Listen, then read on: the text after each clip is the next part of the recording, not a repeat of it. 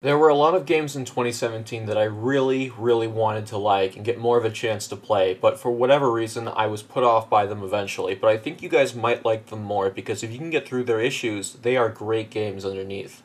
The first game we'll be looking at is Battle Chasers Night War, developed by Airship Syndicate and published by THQ Nordic. Yes, THQ is still around and kicking to some degree, how about that?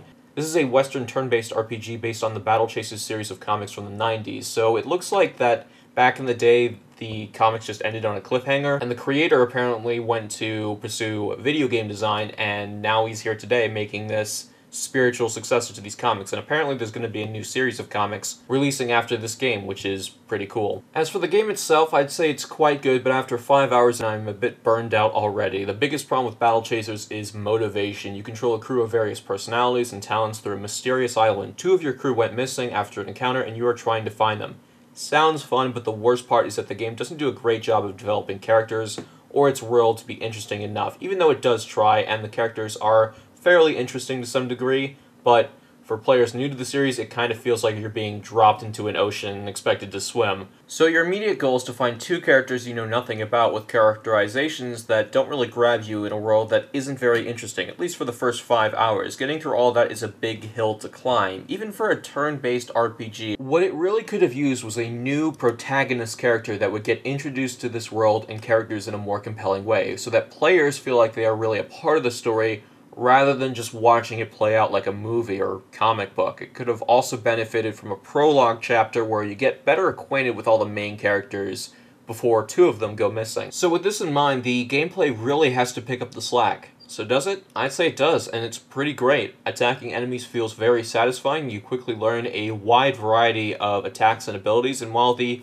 RPG elements are a bit lacking, and I fear what effect that will have later on, you do still have a good amount of flexibility to make fights fun and strategic. You also have the dungeons, which add a ton of variety to what you do outside of battles, like solving puzzles and challenges to find extra loot. You also have the option to increase the dungeon difficulty to get more loot, which solves a huge problem I've always had with these turn-based RPGs. The first several hours or so always end up being very understandably easy, and then as you progress, it gets a little bit more challenging. The dungeons allow you to really crank it up and get rewarded for it too, so it's not like you're just getting punished or slogging through something for nothing. You're actually getting something out of it, which is really cool. The game manages to be very interesting in its early hours, but not overwhelming. You have a bestiary to reference monsters and their weaknesses, as well as a ton of tooltips to help you out, as new abilities are quickly unlocked. There really is a lot to like here, and I can say its great cel-shaded art style and orchestral soundtrack really adds to everything. I just wish it had more voice acting or character dialogue to really develop everything more. It's on the line of RPGs where it favors gameplay over story, but it's clearly a game focused on the characters and the story. I'll probably give it another shot sometime because there is a ton of interesting stuff here, as I've said, and it doesn't shove cutscenes down your throat like other RPGs do, which is really welcome, but the lack of interesting characterizations and events and the immediate story just aren't interesting on their own. While the core gameplay is fun, I can think of several other more engaging combat systems in other RPGs, like Grandia or Paper Mario, that hold my attention a lot longer. For our next game, we have Felix. Now, this is a game I really wanted to get into, but it's got so many problems. Battle Chasers Night War, I can at least say, is a very polished game, while Felix is very, very rough around the edges. Felix is published once again by THQ Nordic and developed by Piranha Bytes, the same company behind the Gothic and Risen series. Very old-school RPGs that sort of kept this early 2000s era of game design over the years, for better or for worse. The game gives you a lot of choices in how you interact with the world, but your main character is pre-made, and Commander Shepard, he is not. The voice acting makes him sound boring and uninterested in the world around him, and the NPCs are also hit or miss in this regard, too. Well, it starts out better than some of PB's other RPGs in that you have a bit more flexibility after the tutorial, as you have more freedom to explore areas early on. It doesn't excuse how clunky the combat is. If you thought The Witcher 2 had floaty, inconsistent combat, which I liked, by the way, still, despite its flaws, Felix is all that and more, and it's a lot harder in its early hours than it should be. I understand that RPGs are supposed to be limited early on, and the idea is that you build up your character, but that doesn't excuse having to do hours upon hours of terrible combat in general to get to the good part of the game. What's also bothering me is the performance. It's really not that great. I struggle to maintain 60 FPS, and the game looks like it's from 2010. Now, some textures and models look really nice, but there's a lot of pop-in, and it's really, really distracting. That and the frame rate, when it drops, especially during fights, can be a little frustrating. The free reign and the promise of choices mattering, as well as the interesting faction system, does paint interest for me, especially considering the game starts you off with a jetpack to really get around, but I probably won't be returning unless they really fix the performance issues and possibly polish up the combat. I really can't see myself playing 5 to 10 hours or more of the same to get to the better, more interesting part of the game in its current state, even with the great amount of post-launch support the game has received.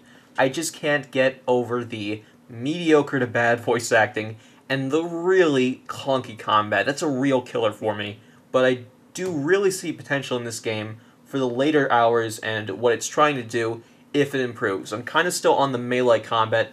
There's guns, there's all kinds of stuff later on, but it's just so far ahead that I don't think I'm going to tolerate swinging my axe at enemies and just, you know, swinging and hoping it hits and hoping the frame rate doesn't drop, and, you know, even when I do, it just doesn't feel satisfying to swing my axe and try to hit things.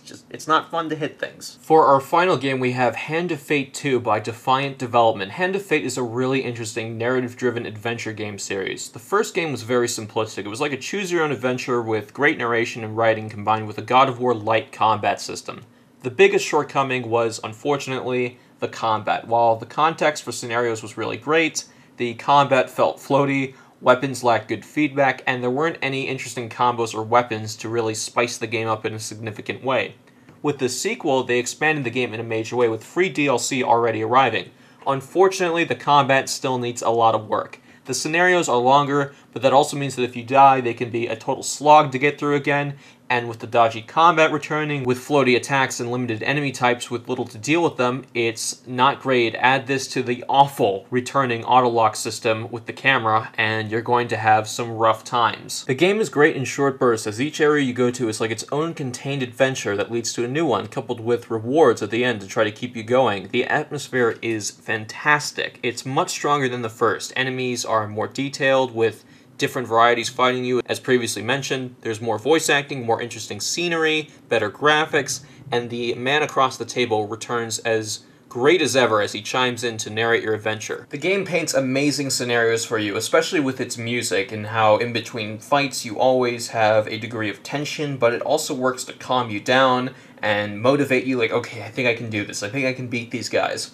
It's just a shame that the combat at times, in addition with the long scenarios, can get frustrating and tedious, especially with the RNG mechanics, especially with how they take bites out of you in the overworld, how you land on a card and it's just like, okay, you lose 5 health now, you lose 5 food. And I get that. That can add a little bit of depth, a little bit of mystery, but the problem is that it just kills you outright, or it just really weakens you over time after you step on a few bad cards for a fight and then you get absolutely annihilated, or it's just very difficult to fight in that fight because, you know, the camera lock-on is really weird, the combat is still very clunky, a little bit wavy. You don't feel like you have full control over your character. I will say that the combat is more fun and varied than the first game. It's fun in short bursts, but I wouldn't marathon it. I picked up the first game for cheap if you haven't played the series before. If you really liked the first one, you'll probably like this one even more, so at least I can say that. Alright guys, thank you very much for checking out my video. I'd like to give a major shout out to Defiant Development and THQ Nordic for hooking me up with review code to check out these games. Sorry I'm a little late on these. I kind of tried to play them all over time, and I just...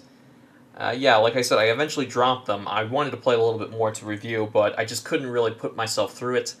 A lot of things happened in 2017. That's kind of why the video uploads have been a little bit infrequent. But anyway, guys, thank you very much for watching. I'll see you next time. I'm out.